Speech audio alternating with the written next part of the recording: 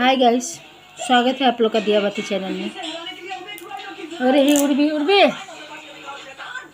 हाय बोलो, हाय बोलो, एरकम बोलो।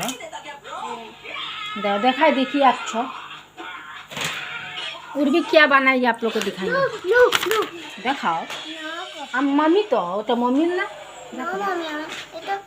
पापा नो बनाबो। अच्छा ओनो बनाइलो देखा मुझे तो देखाई दो मम्मी देखाई ना ओनो बनाबो। अच्छा वो कुछ पेन की नहीं दिखा रही, आर्ट करी हुई है।